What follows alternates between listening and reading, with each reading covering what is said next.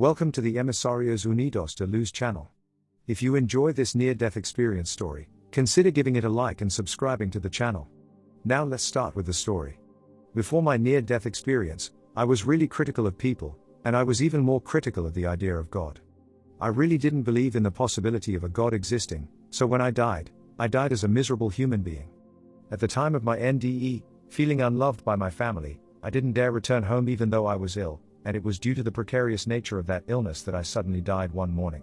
Upon leaving my body, I saw it reverberate with waves of rainbow-colored energy before my world went dark. In my spirit body, I began a life review, and from my elevated vantage point, I could understand the deeply seated emotions that profoundly influenced my choices and, disturbingly often, determined my reactions. The life review also revealed the desires of my heart and soul that guided my journey through life and the path it followed. To my disappointment, I realized for the first time why I had so often rejected love and how my fears and closed-heartedness had shaped my narrow perspective on life. As a result of the sadness, remorse, and regret that the realizations gave rise to, I felt darkness close around me as my soul collapsed in on itself, forming a void or black hole. Descending into that abyss of sorrow and regret, I was surrounded by millions of souls of both the living and the dead, suffering in solitude the all-consuming bleakness of the hell they had fashioned for themselves. It felt as if I had spent an eternity in hell when I was suddenly rescued by an angel, who, after extricating me from that desolate and despairing chasm, carried me to the realm of light. "Are you God?" I asked the all-pervasive, ever-present light of unconditional love, as I regarded it with awe and amazement. In response, I received a smile from a figure that appeared within the light, a figure whose appearance and the way he radiated immense love, compassion, and forgiveness I immediately recognized as that of Jesus Christ. Although I considered the story of Jesus to be a fable, in his presence I felt so blessed to be receiving and assimilating on all levels of my being the unconditional love that he radiated. As the light of divine love pervaded, suffused, and transformed my being, I saw within the light a perpetually blooming lotus flower where each petal took the form of one of the multitude of forms of Buddha. Then the light transformed into Lord Krishna with glistening, iridescent blue skin, exuding a gentle yet powerful love, before transforming once again into the great Allah. The light continued to transform into the various forms of God, and in that stream of divine consciousness, all gods were valid and very real, and from whom I received divine love. "Am I in heaven?" I asked. "Yes, and you always have been, because the universe and everything in the universe is already one with heaven and has been from before the beginning of time," the light answered. "Who or what is the truest or greatest God of all?" I asked, but despite my several attempts, I could only elicit silence from the light. Suddenly, from a wellspring in the deepest part of my being, I heard a multitude of angelic voices whispering, "Who and what is not God, as God is the infinite, unmanifest essence of everything," reminding me that the key to understanding all of life lies in accepting and remembering this fundamental yet simple truth. As their message resounded within the depths of my being, it occurred to me that if everything is God, then I must also be God.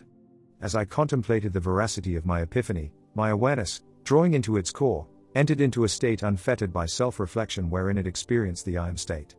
Experiencing the core of being, I realized that I was interacting with an energy matrix of boundless scale in a realm known as the realm of the superconscious.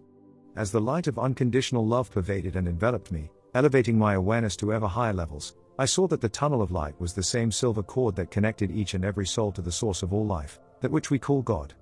I realized that what we experience in our journey through the tunnel is unique to our beliefs about God and about life. Why are humans so evil? Why do we destroy our planet and each other? I asked the light.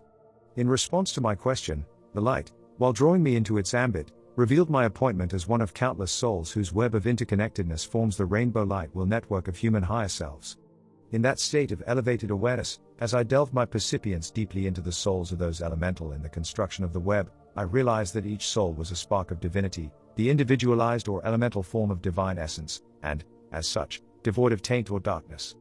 I realized that in attributing darkness to the essence of a human being, we are merely embroiling ourselves in an illusion that serves to strengthen the otherwise loose association that a human shares with the very temporary shell or garment that is the human body, and emerging from that seemingly seamless bond, hyper-awareness of the physical world to the point of exclusion of the non-physical. Suddenly, like the explosion of an atomic bomb, my whole being exploded beyond its boundaries as it merged with the all-pervasive, eternal, and boundless light of divine love. In unity with the light of divine love and intelligence, I was able to understand everything that ever roused my curiosity, and even concepts that were entirely new to me. It was in that state of oneness with the light of eternal and divine love that I suddenly became aware of a second light, the infinite omnipresent source from which all of creation emerged. As I gazed upon the primogenitor light, the limitless absolute transcending time and space, I became acutely aware of its divine nature as the embodiment of divine love and intelligence. Within the divine light's domain, I learned that knowledge gains meaning when tempered by experience, and for that reason, God created the manifest universe. I also learned that creation itself is the divine absolute coming to life in a vibratory experience, and that we are, in fact, that very creation. I learned that everything in the universe seeks to experience, and that experience itself is the mechanism by which God evolves, and as those who experience, we are at the leading edge of God's evolution. Jesus explained to me in detail, God, through the illusion of separateness, has created individual consciousness so that, through experience, one may see beyond the illusion and rediscover their divine origins. Through the experience of life, the soul reveals unto itself its divine nature by undergoing a process of self-destruction and self-recreation, evolving into a being with an ever-heightened and expanded state of awareness. Despite the troubles and sorrows you harbor within, there remains a sense of wonder and excitement about living in the world, about experiencing and recreating yourself anew. Your excitement is God's excitement, the very reason God created the universe, the illusion of separateness, and the experiential world in the first place. When you embarked on your journey, you faced evil, fear, and ignorance with only a vague memory of the place you longed for, the place you call home. However, returning home now is, in a sense, returning to a state that is behind you, for creation itself has changed as a result of your journey. By the end of your journey, you will have reached a level of awareness that transcends duality consciousness as you embrace Trinity consciousness. In becoming this being of heightened and expanded awareness, you will have expanded God's creation by becoming the new creation of God. God will have gone beyond himself or herself when Trinity consciousness, Christ consciousness, becomes the prevalent consciousness on earth. One who has evolved to the level of Christ consciousness and embraced their divinity will inhabit the new earth. They will have become one with their divine self, a divinity evolved through the experience of duality. The ultimate breakthrough is realizing that you yourself are the God you have been craving, the one you have been searching for, and that nothing outside of you can substitute the happiness and wholeness you will feel when you finally integrate or merge with the divine being within you.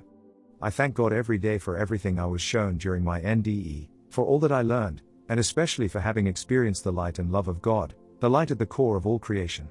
I am deeply thankful to have been shown that, despite how things may seem, we are truly here for one another and that we are, in fact, one.